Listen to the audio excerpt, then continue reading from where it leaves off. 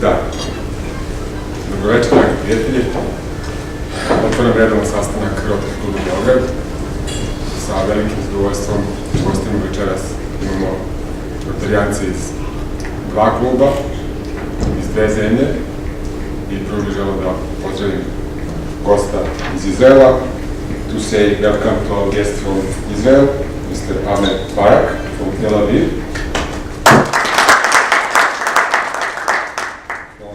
From the club Bir Yaakov and his friend Nissim. I would ask you, Ahmed, to say us.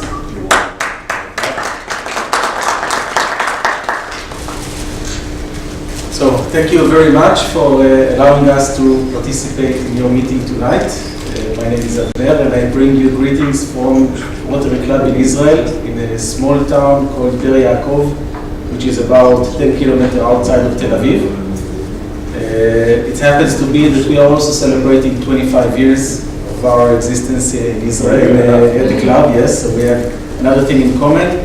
The first club in Israel was established in 1929 in Jerusalem, and we are now in Israel more than 67 clubs all over the country. The country is of course much smaller, so there is a lot of activity that is going. We are mainly involved in projects that are around education, especially for kids which doesn't have opportunities like others.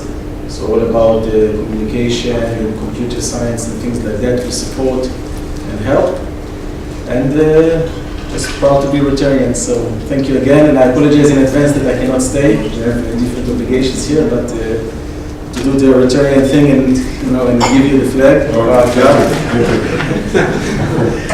Picture. Let's exchange. Thank you very much, and enjoy the rest of the evening. Thank you very much. Thank you, Ahmed. Thank you, Ahmed.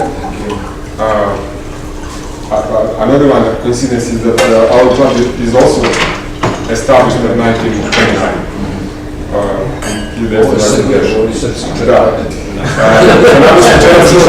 Članovi Rotary kluba Beograd Dunav, naše drugarice Ljiljana i Olgica, molim vas da ih. A sada se pažnju našu posvećujemo našem glavnom gostu za večeras, gospodinu Dragu Deliću, novinaru, publicisti, uredniku Privrednog pregleda, novinaru Blica B92 i znamenitih medija u Srbiji, koji je večeras kod nas povodom izdavanja knjige Portreti najvećih srpskih industrijalaca. Ja vas molim da pozdravite gospodina Draga Delića. Sa Dragom su još tu i njegov sin Miljan. Sad ove goste moram posle predstavim, pošto to je jedna opet koincidencija koja su počeli večeras. Tu su gospođa Zlata Delić i njena ćerka Marija. Zlata je inače moja profesorka ruskog, a njen suprug je brat Draga, a njen suprug inače bio moj nastavnik istorije i geografije. Hoće biti i propitivanja. Ne znam, možda nešto na ruskom.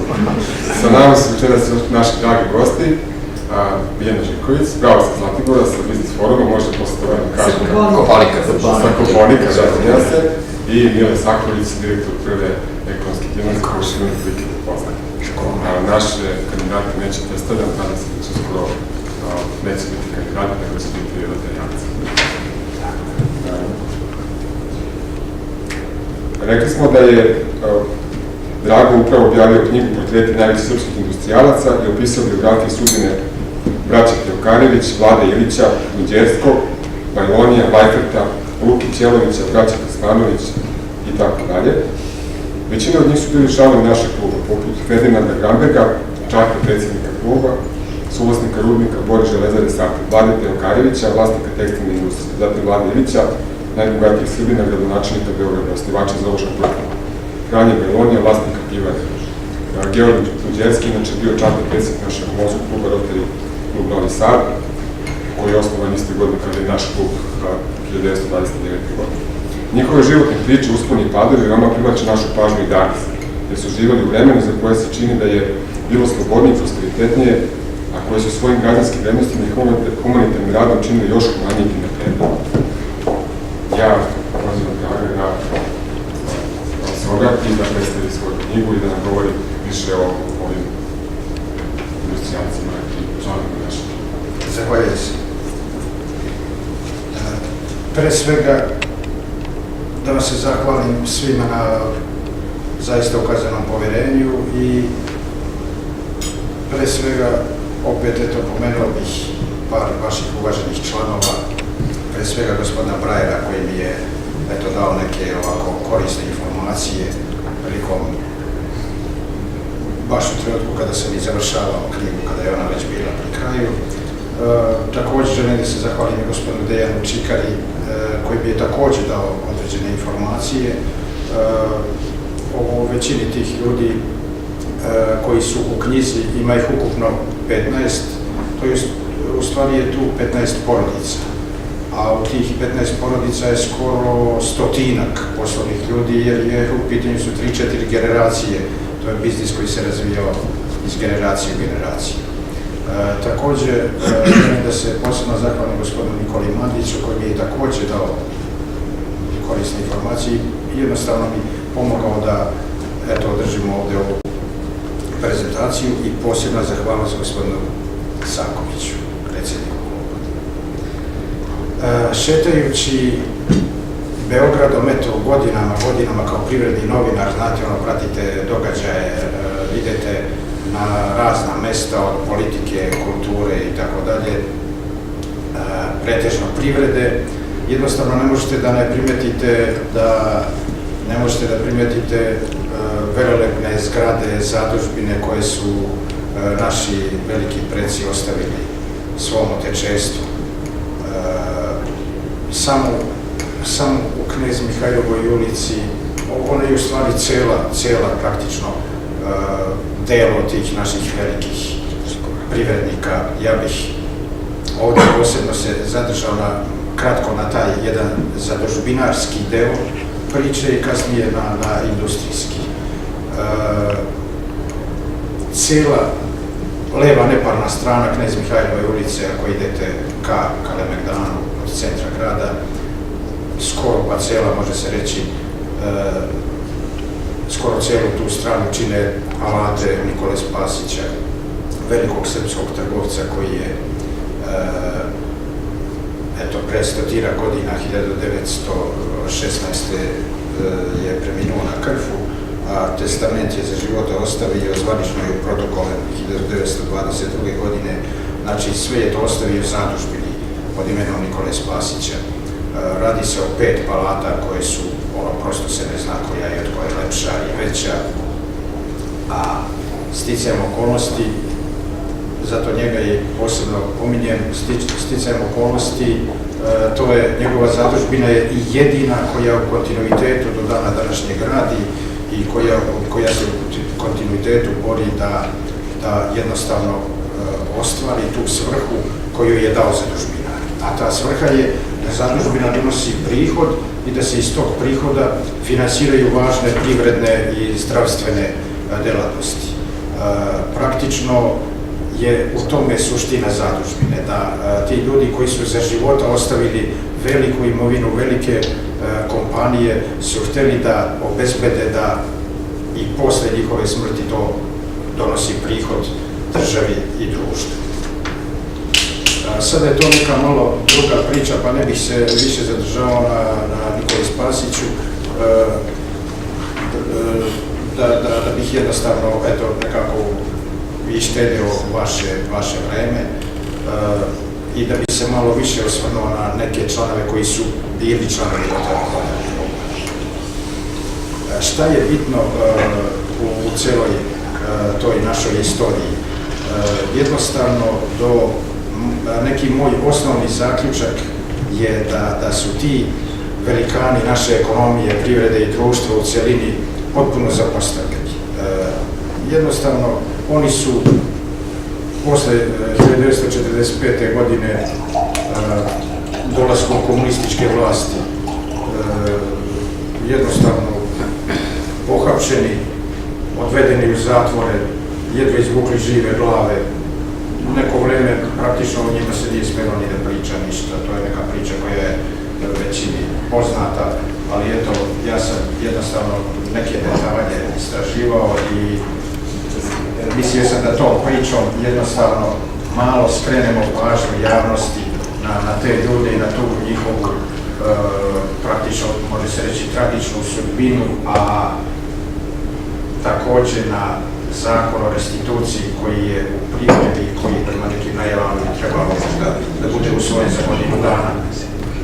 Zakon o restituciji u tom smislu što bi trebalo da da neka rješenja nasljednicima, svi oni imaju nasljednike, većina njih je rasuta po svetu, znači da bi jednostavno pružio nasljednicima neku mogućnost da bar deo imovine njima pripada kao što bi trebalo da vreme o kome se piše u knjizi je nekih od praktično Miloša Velikog pa do Drugog svjetskog rata, to je znači period uspona srpske privrede. Srpska privreda je negde u to vreme pravila svoje temelje, može se reći temelje moderne srpske privrede, zato što, da ne bi sada išli previše u neke detalje, Beograd je u to vreme i cijela Srbija bila praktično u nekom smislu podređena, iako je kneževina i samostalnost kasnije dobila 1878. godine, to je bila jedna neprestana borba, to su bili stalni, konstantni ratovi sa Turskom, dva balkanska rata, Prvi svjetski rat, a kasnije to i Drugi svjetski rat. Jednostavno, ti veliki ljudi su uspjeli da sačuvaju svoje kompanije, da ih uvećaju i da iz godine u godinu praktično beleže rast, naravno sa nekim manjim padovima, a eto nisu uspjeli da prežive u tom smislu, egzistencijalnom smislu kompanija, nisu uspjeli da prežive Drugi svjetski rat. Preživjeli su Drugi svjetski rat, ali nisu uspjeli da jednostavno prebrode to što su im komunisti uradili, što su jednostavno oduzeli kompletnu imovinu i ljude zatvorili. Ja bih naveo nešto što je posebno važno pre nego što krenem u neki kratak osvrt nekih važnih članova rotarijanstva. Neki moj zaključak je, a nije ga bilo teško izvući iz celog ovog istraživanja, taj da je država sve do Drugog svjetskog rata imala potpuno podsticajan odnos prema privredi, naročito industriji, a Ilija Grašanin je još davne 1849. godine rekao da je industrija snaga svakog naroda. Jer vidite, ako neka država nema industriju u smislu proizvodnje, u smislu stvaranja dodate vrednosti, onda je ona u podređenom položaju u odnosu na konkurenciju, u odnosu na druge države, druge privrede. Jednostavno, oni su znali, iako se menjale vlade, menjale se i stranke, međutim, odnos prema privredi je bio toliko posticajan da tako kažem, gurali kompanije da prave dobiti, da je jednostavno bilo nemoguće koji je imao taj preduzetnički duh da tu dobiti ne ostvari. Zakon iz 1873. godine je toliko poučan da bi mogao danas sa nekim, što bi se rekao, prilagođavanjima ovim novoj terminologiji da se preradi i primjeni. Taj zakon je doneo neke povlastice koje su bukvalno važili desetak i više godina. Povlastice u izvozu, povlastice u korišćenju nacionalnih resursa, povlastice u zapošljavanju, povlastice u oslobađanju od poreza. i toliko je Ministarstvo privrede bilo zatrpano zahtevima da se osnivaju nove firme, da jednostavno je to moralo da donese rezultat. Nekoliko godina poslije tog kreće taj zlatni period srpske privrede. Znamo da je 1884. godine napravila pruga Beograd-Niš i prosto je nevjerovatno da je sa tadašnjom tehnologijom i sa tadašnjim načinom rada ona izgrađena za 3 godine i 2 mjeseca. Knez Milan Obrenović je srebrnim budakom udario, praktično označio početak radova na Topčiderskom mostu. On je bio tu negde ispod današnjeg mosta Gazela, pošto je to proticala Topčiderska reka, i za nepune 3 godine pruga otvorena, a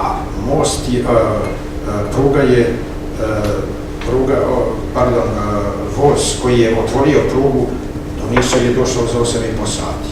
Danas, ja sam čuo ljude, pošto sam putovao tamo u taj kraj, da je voz putovao pre, ne znam, eto nekoliko mjeseci, 10-11 sati. Eto, znači, prosto, znači koliko dobar primjer koliko danas zaostajemo, što nije slučajnost, koliko zaostajemo u odnosu na to neko zlatno doba srpske ekonomije. To je vreme stvaranja novih banaka, velikih banaka, malih banaka. Srbija je 1912. godine imala čak 187 banaka i finansijskih institucija, među kojima 10-ak velikih. To je period kada jednostavno se stvara konkurencija. I još jedan primjer bih iz tog perioda naveo, koliko je važno da industrijalci, privrednici uopšte imaju, kako bih rekao, neki aktivan stav, potpuno aktivan stav u odnosu na vlast. Dobar primjer za to je osnivanje Narodne banke Srbije. Čitave neke 2-3 decenije je postojala neka inicijativa da se osnuje Narodna banka Srbije, onda je to privuklo pažnju mnogih stranih kompanija, banaka, kao što to i danas se dešava, normalna stvar, da one budu osnivači, da one jednostavno budu važni članovi, važni akcionari Narodne banke. I borba srpskih industrijalaca u to vreme je bila toliko uporna da su oni uspjeli, kada se pročulo da je 1883. godine došao jedan predstavnik jedne francuske banke, maltene da potpiše ugovor da francuska banka bude dominantan akcionar u Narodnoj banci Srbije, srpski industrijalci su se sastali i održali jedan sastanak i praktično sami napisali i statut i pravila rada banke i jednostavno na toj konferenciji koja je trajala čitava 2 dana su bukvalno primorali i kralja i tadašnjeg ministra Čedomira Mijatovića da prihvate osnivanje banke i banka je osnovana 1884. godine sa isključivo srpskim kapitalom. Čak je bilo industrijalaca koji su rekli, bila priča kao da u to vreme je vlada imala neki interes da to bude i stranog kapitala. Međutim, bilo je industrijalaca kao što su braća Krsmanović, Đorđe Vajfert, koji su rekli da ukoliko ne bude dovoljno kapitala za osnivanje banke, domaće kapitala, da će oni naći rješenje da sav nedostajući kapital oni nadomesti. Čini mi se da, zašto sam ovo navodio, čini mi se da danas kod našeg poslovnog sveta nema takve inicijative, nema takve aktivnosti, nema tog nekog aktivnog odnosa da jednostavno domaće firme, domaći kapital, domaći privrednici dobiju neki veći značaj u odnosu na strane investitore. Ili da dobiju bar približno iste uslove koje imaju strani investitori. Ja bih ukratko se osvrnuo na neke značajne predstavnike koji su članovi Rotary kluba. Pre svega gospodin Ferdinand Gramberg je osnivač prvog Rotary kluba. On je osnovan u hotelu Srpski Kraljev, ovdje tamo baš je bio na slajdu i prikazan. Jedna fantastična poslovna ličnost, doktor pravnih nauka, doktorirao u Budimpešti. Za života je bio određen kao za naslednika svih Weifertovih kompanija, pošto gospodin Weifert nije imao direktne naslednike, a i gospodin Ferdinand Gramberg je bio njegov blizak rođak, tako da i on praktično od 1905. godine bio drugi čovjek svih Weifertovih kompanija. Rudnika u Boru, železare Sartid, rudnika Kostolac, pivare danas poznate kao Dip i tako dalje. Ferdinand Gramberg je 1936. godine zajedno sa predsjednikom vlade Milanom Stojadinovićem, koji je također bio važan član Rotary kluba, položio kamen temeljac za podizanje fabrike elektrolize u Boru, koja je kasnije znatno ubrzala razvoj fabrike i jednostavno je dao jedan veliki doprinos razvoju cijele imperije Weifertovih kompanija. Pošto je posle smrti Georgea Weiferta 1937. Gramberg sam rukovodi svim tim kompanijama i 1945. naravno biva uhapšen i osuđen na 2 godine zatvora. Eto, došao sam i do jedne važne informacije da ima naslednike, 2 njegova sina, nažalost nisu imali potomke, a njegova ćerka Jelena ima naslednika koji se nada da će uskoro moći da dobije neko nego adekvatno nasledstvo. Znate sada kako to ide, to je prošlo ogromno vreme, te kompanije su sve delimično ili promenile vlasništvo u tom smislu da su to kompanije koje su potpuno državne, kao što je recimo Rodnik Bakra Bor, čujemo da će uskoro da najvjerojatnije bude prodat Kinezima pod nekim jako povoljnim uslovima. Neke su prestale da rade, BIP je praktično u stečaju, a bio je nekada, nego je to do pre 10 godina najveća pivara na Balkanu. U vreme Weiferta ubedljivo najveća u ovom delu Evrope. Sada šta ti naslednici mogu da u takvoj situaciji dobiju, ostaje na vlastima i na vladi da na nadležnom ministarstvu da nađu adekvatno rešenje za tako nešto, ali je prosto je neophodno da se to uradi. Dobra jedina stvar je što je u pripremi zakon o restituciji i treba sada vidjeti u kom pravcu će biti ta rešenja ponuđena. Velike donacije su dali za i gospodin Weifert i gospodin Gramberg. Bolnica KBC Dedinje je praktično bolnica koju je najvećim delom sagrađena sredstvima gospodina Weiferta i Gramberga, pošto su naravno zajedno radili. Tiršova današnja je nekada bila također bolnica koju su oni podigli, a jedna od najvažnijih njihovih humanitarnih stvari je Grambergova bolnica pri Radu, koja je praktično radila u pivari Weifert. Tada se taj deo zvao Smutekovac.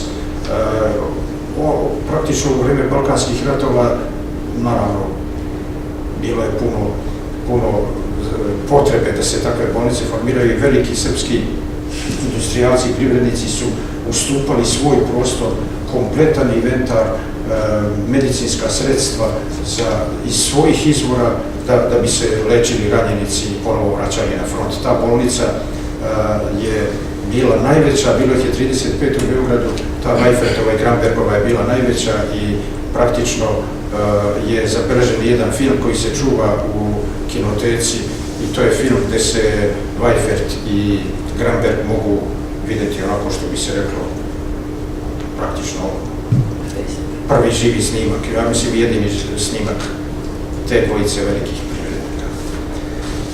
Gospodin Franjo Bajroni je dao poseban pečat razvoju pivare Bajroni. To je druga najveća pivara na Balkanu.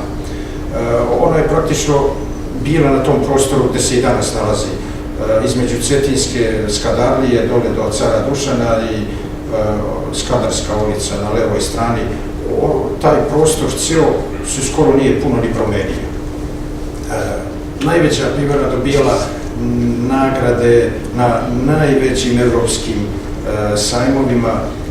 Franja Bajroni je dao poseban pečat zato što je 1935. godine, kada je preuzeo čelnu poziciju u pivari od svog brata Ignjata Mlađeg, pivaru transformisao u akcionarsko društvo, uključio nove akcionare uglavnom iz porodice, šire porodice, tako da je pivara imala jedan ubrzani rast, čak 1940. godine za 26%.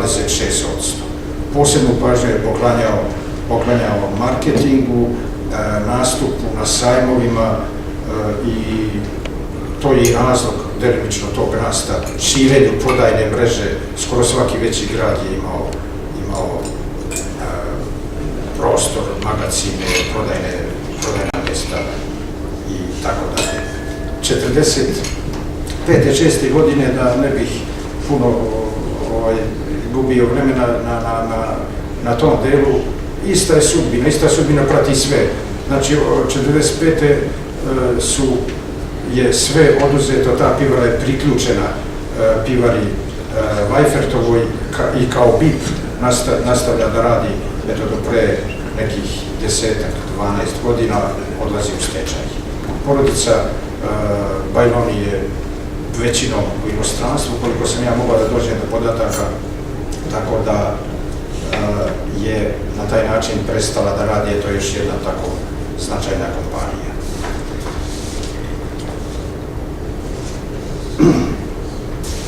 Posebno je karakteristična priča braće Teokarović, evo možemo da ih vidimo tamo na slajdu. Mito Teokarović je osnivač te poslovne imperije, poreklom su dole iz severne Grčke i Mita je praktično jedan od prvih industrijalaca, trgovaca na tom delu u okolini Leskovca, koji važi za jedno praktično u to vreme i dobio naziv srpski Manchester. Braća Teokarović su 1921. godine podigla veliku kompaniju u Paraćinu. Ta kompanija nije slučajno na ovim koricama knjige, zato što je to, može se i po fotografiji vidjeti, jedan cijeli konglomerat proizvodnih hala, prosto da čovjek ne može da poveruje da je jedna takva kompanija funkcionisala i da je uspjela da funkcioniše eto do pre nekih 10 godina, mislim da je 2007. godine otišla u stečaj i da je prodaja, možda stečajevi kod nas dugo traju, prodata je bukvalno kao staro mošće. Jedna takva kompanija koja je imala teniske terene, sportske terene, hotele, smještaj za zaposlene, finansirala, stipendirala zaposlene, finansirala svadbe i druge važne događaje za svoje zaposlene, bila poznata u svijetu. Braća Teokarović posle rata su odležali 7 i više godina u Sremskoj Mitrovici. Jedan od prvih ljudi koji je bio baš zadužen za njih lično je bio gospodin nama poznati deda Avram Dragoslav Avramović, koji je kasnije postao guverner i tako dalje. Tada je bio ministar, tada je bio službenik u Ministarstvu financija, a eto i neki državni aparačik. Braća Teokarović su bila, eto čisto radi primjera koje je to vreme bilo i kako su, koliko je uticalo na poslovnu klimu uopšte, da su recimo bili u prostorijama sa 300 zatvorenika, gde jednostavno je svakog dana se ide na rad ili na izgradnju puteva ili pruga ili poljoprivrednih nekih radova i tako dalje. Vlada Ilić, koji je sledeći veliki industrijalac, u to vreme te dve kompanije Vlade Ilića i braće Teokarević su apsolutno bile u rangu sa bilo kojom razvijenom evropskom kompanijom. Najveći partneri su bili iz Engleske, koja je bila pojam za tekstil. Čak je Winston Churchill, poznavajući Vladu Ilića dok je radio sa engleskim tekstilcima, molio Tita da Vladi Iliću smanji kaznu ako već ne može da ga oslobodi. Prethodno je bio osuđen na smrt i na kraju je osuđen na 10 godina. On je odležao 7 i izašao iz zatvora zato što se razboleo u takvim uslovima i praktično je posle 3-4 meseca i preminuo, a sahranili su ga njegovi zaposleni, što samo govori o tom da jednostavno je to, niko nije ni primetio da je jedan Vlada Ilić preminuo i da je to tako. To je bilo vreme jedne potpune promene strukture stanovništva i gubljenja nekih nacionalnih vrednosti. Tako da jednostavno o tim ljudima nije smelo ni da se priča. Šta je to što je sada aktuelno? Prošlo je 70 godina od njihove osude i cele te takve priče, a jednostavno se praktično ništa ne dešava u tom smislu da ti ljudi dobiju adekvatnu satisfakciju, odgovarajuće, ne znam, nazive trgova, ulica, nagrade neke odgovarajuće da nose njihovo ime i tako dalje, a da ne govorimo o tom da ima naslednika koji su tražili da im se u toj privatizaciji koja je bila takva kakva je bila, da im se jednostavno vrati imovina i da oni imaju već rješenje kako će da tu imovinu ponovo pokrenu. I još jedna mala konstatacija. U ime Teokarevića, slikarka Nevena Teokarević, ćerka Slavka Teokarevića, je nastupala u javnosti i baš se prilično borila da istera tu pravdu. Nažalost nije uspjela, ona je preminula pre par godina i samo jedan primjer koliko je jednostavno, koliko treba biti uporan i koliko treba naći, koliko prosto treba naći obrazloženje zašto zakonska rješenja u tom smislu nisu nešto povoljnije. Povoljnije u smislu da ljudi kojima je imovina oduzeta toliko vremena je koristi neko drugi, da je red da konačno se neka pravda ostvari. Ja mislim, ako malo priča nije bila previše suvoparna, ali eto i potrošio sam neko vremena, možda 10 minuta, tako da knjiga koja je nedavno izašla ima dosta tih detalja, može da se nabavi ko je zainteresovan, tako da nadam se da sa nekim novim mojim istraživanjem i temama će imati neki novi nastavak u neko skorije vreme.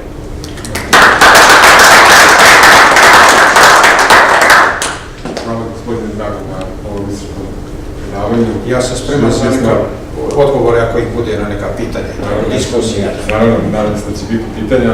Izvolite, uključite se, pitajte našeg gosta. Samo to. Hvala na ovako dobrom i, kako da kažem, predavanju gde smo dobili neka još veća saznanja koje smo imali o vašim velikim investijacijama. Ja se javim posle gledala što bih bacio akcenat malo više na Đorđe Vajferta. Đorđe Vajfert je u ovom, o čemu smo i pričali, posle Banke Srbije bio taj koji je prelomio i on je bio guverner dosta Najduže. Bio je guverner, on je bio interesantan, nije bio Jadrić Nason, a bio interesantan po tome što on sve svoje pare ulagao u razvoj rudarstva.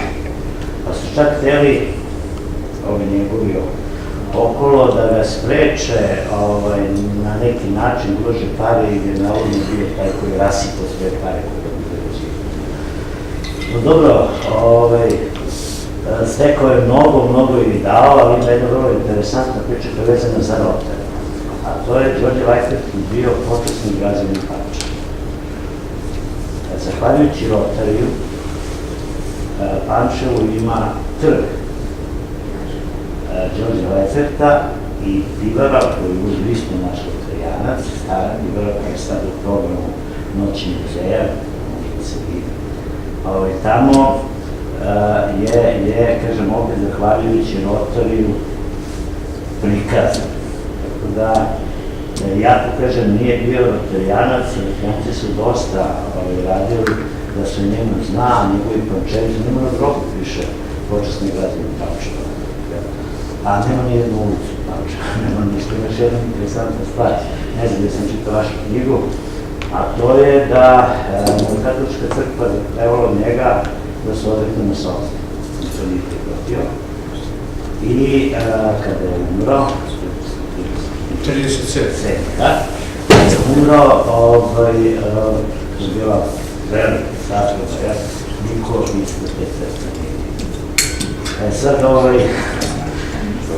mislim, nemam neko posebno pitanje, vaš akcenat bio ovdje prezentacija ovih značajnih ljudi s osvrtom na Rotariju. Samo sam hteo da dodam da Vajfert jako nije bio Rotarijanac, Rotarijanici su ti koji su uradili, u Pančevu i to bude znak. Potpuno ste u pravu, ja sam malo samo napomenuo gospodina Vajferta, baš zato što nije bio Rotarijanac nego mason, ali je Gramberg, koji je njegov naslednik i praktično se može reći da su zajedno radili, da deo tog praktično pripada i Grambergu, ali to što ste rekli za rudarstvo, znači praktično Đorđe Vajfert je prvi otvorio centar za istraživanje rudarstva u Glogovici kod Bora, još krajem 19.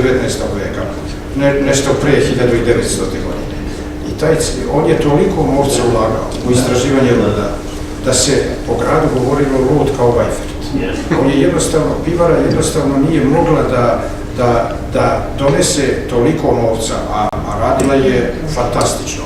Koliko je on trošio na istraživanje. Samo ipak on nije bio lud, jer on je shvatio da Bor ne može sam da drži. I on je zove Francuz. To se mislilo kao ono u pozitivnom smislu. Jednostavno on je bio u nekom pozitivnom, on je bio jednostavno, imao je cilj da tamo nešto može da nađe i u tom cilju je uspeo.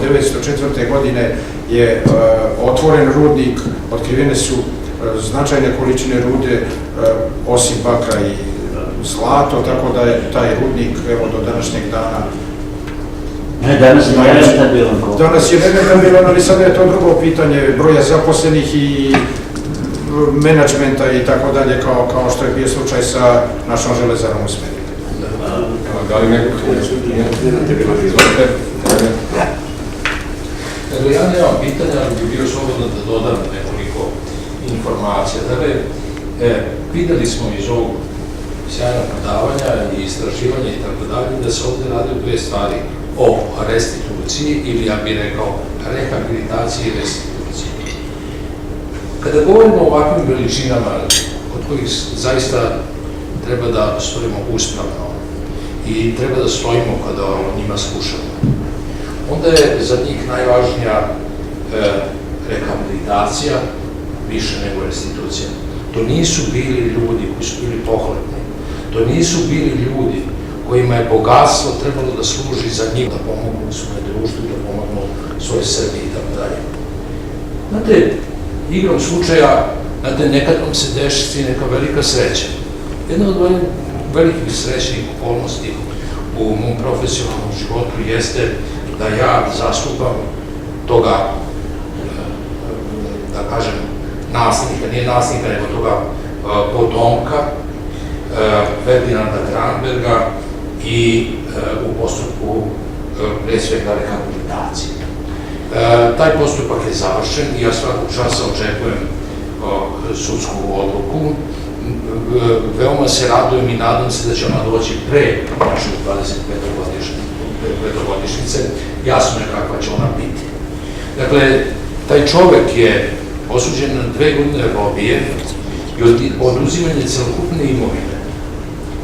Zato što je tokom Drugog svjetskog rata proizvodio pivo koju su pili okupatori. A mi vrlo dobro znamo da za vreme Drugog svjetskog rata vrlo malo bilo nemačkih trupa po Beogradu. To su bili administratori i tako dalje, mislim, bilo je bombardovanje i tako dalje, onda je bilo okupacija, bio je Nedić i tako dalje. Ne znam koji su Nemci pili to pivo. Zato što je se on proizvodio to pivo, on je zaradio 2 godine robije. A ne samo što je zaradio 2 godine robije, nego je njemu oduzeto sve. A što kaže sve? Pazite, kada govorimo o restituciji, tu nema velike imovine. Zašto? Zato što je prvo on nasledio imovinu Đorđa Vajferta. Imovina Đorđa Vajferta je bila mala. Ona je bila ogromna, ali on imao akcije, on je imao, kako se zove, osnivačka društva i tako dalje. Znači, on nije imao nekretnine. Dakle, taj čovjek je 3 puta bankrotirao. To je, Đorđe Vajfer je 3 puta bankrotirao. Zato što on sve što je radio i zarađivao, on je davao. Onda je imao te koncesije za rudnike, to istekne, za koncesije i tako dalje. Ali recimo,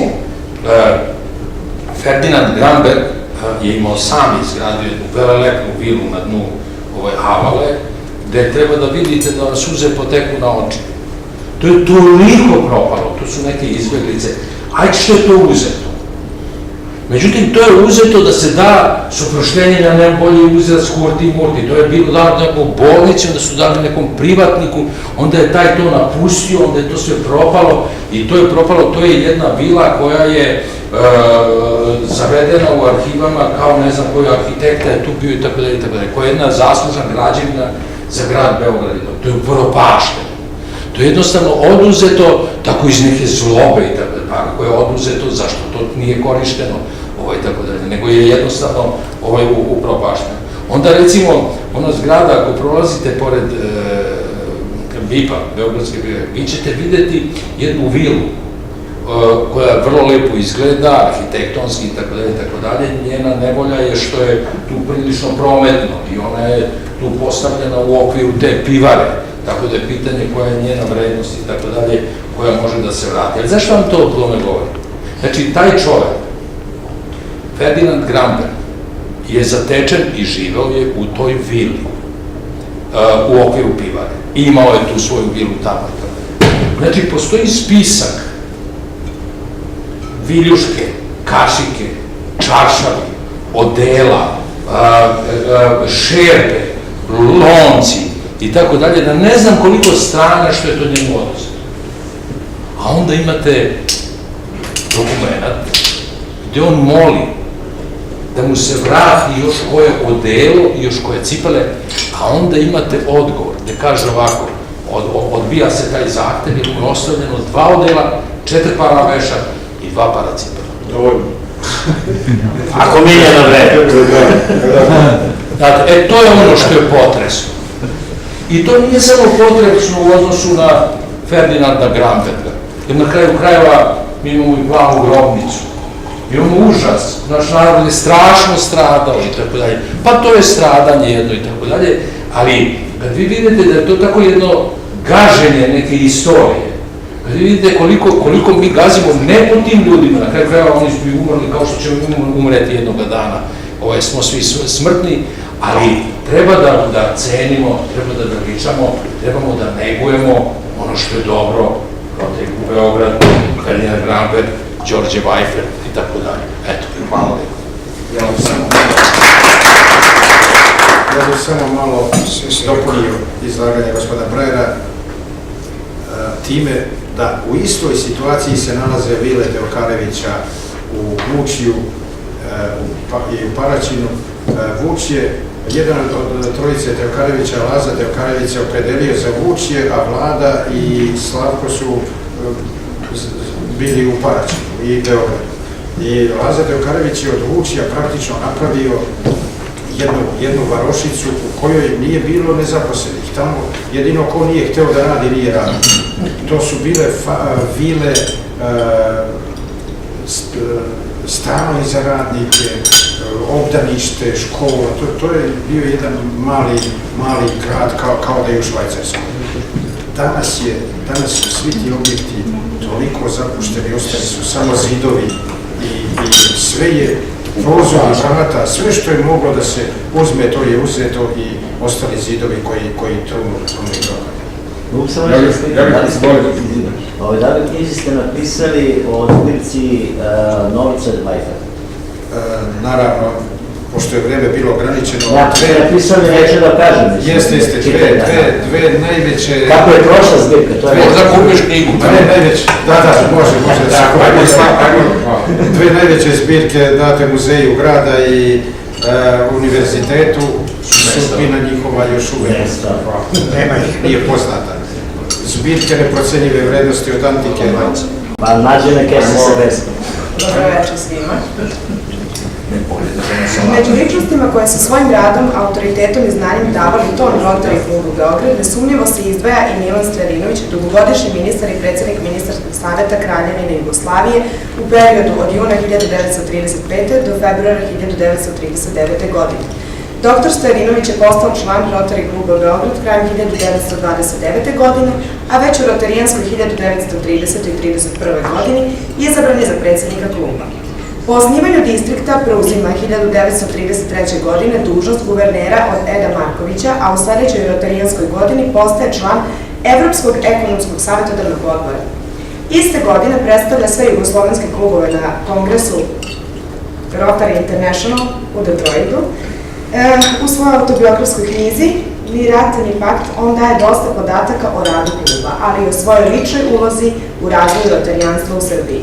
Njegova međunarodna aktivnost, posebno rad u Evropskom komitetu Rotary International u Londonu, učinili su da u godinama pre drugog svetskog rata bude jedna od najcenjenijih ličnosti evropskog rotarijanstva. Kada je krajem 1935. godine dobio mandat za sastav vlade, nekoliko članova njegovog kabineta i visokih funkcionera bili su rotarijanci.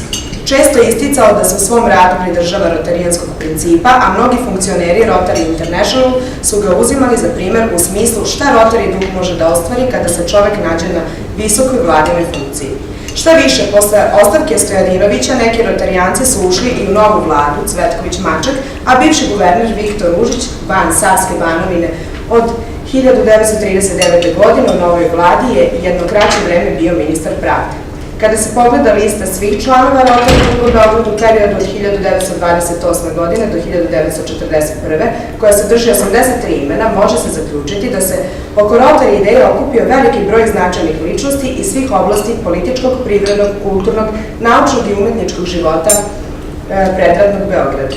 Njegovi članovi su bili Franjo Bajloni, vlasnik pivare, Vlada Teokarević, vlasnik tekstilne industrije, Ferdinand Granberg, suvlasnik rudnika Bor i železare Sartid, Ivo Andrić, književnik, Mihajlo Petrović Alas, matematičar i književnik, dr. Stevan Ćirić, predsednik Narodne skupštine Jugoslavije, Branislav Vojnović, upravnik Narodnog pozorišta, Ljuba Stanojević, glumac, Dragutin Prica, admiral i komandant mornarice, Milan Radosavljević, guverner Narodne banke, Dobrivoje Stošević, ministar prosvete i mnogi drugi. Hvala.